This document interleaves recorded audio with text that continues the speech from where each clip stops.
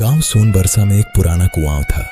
लोग कहते थे कि वह कुआं पानी नहीं, किसी की प्यास पीता है। रात के बाद कोई उसके पास नहीं जाता था। एक दिन शहर से राहुल अपनी नानी के घर आया। राहुल को यह सब अंधविश्वास लगा। रात 11 बजे उसे तेज प्यास लगी। घर में पानी खत्म था। नानी ने डरते हुए कहा, बेटा, बाहर वाले कुएं से पानी मत लाना। राहुल हंस पड़ा, नानी, ये 2026 है, भूत नहीं होते। और वो खाली बाल्टी लेकर अंधेरे में बाहर निकल गया। उसे पता नहीं था उस रात कुआं भी प्यासा था। पार्ट 1 समाप्त। क्या राहुल वापस आएगा? राहुल जैसे ही कुएं के पास पहुंचा, हवा अचानक ठंडी हो गई। आसपास पेड़ों के पत्ते अपने आप हिलने लगे। उसने मोबाइल की टॉर्च जलाई, कुएं में झांका। नीचे पानी था, लेकिन पानी में उसकी परछाई नहीं दिख रही थी।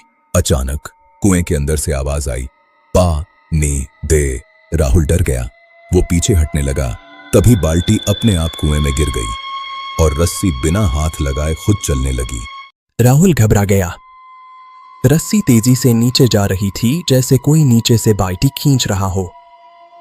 फिर बाल्टी ऊपर आने लगी।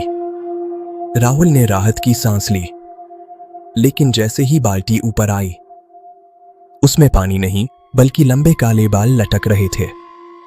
और कुएं के अंदर से किसी औरत की हंसी गूंजी। बाल्टी उलटते ही काला पानी बहने लगा।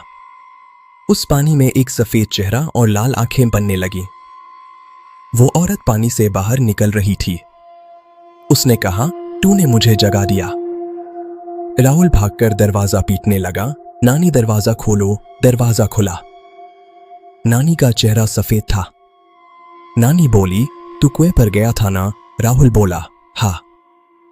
नानी रोने लगी। आज 20 साल बाद वो फिर जाग गई। गांव सोनबरसा में एक पुराना कुआं था।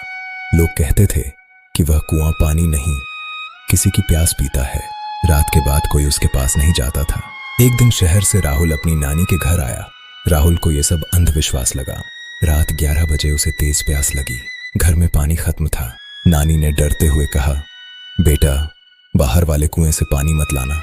राहुल हंस पड़ा, नानी, ये 2026 है, भूत नहीं होते। और वो खाली बाल्टी लेकर अंधेरे में बाहर निकल गया। उसे पता नहीं था उस रात कुआं भी प्यासा था। पार्ट 1 समाप्त। क्या राहुल वापस आएगा?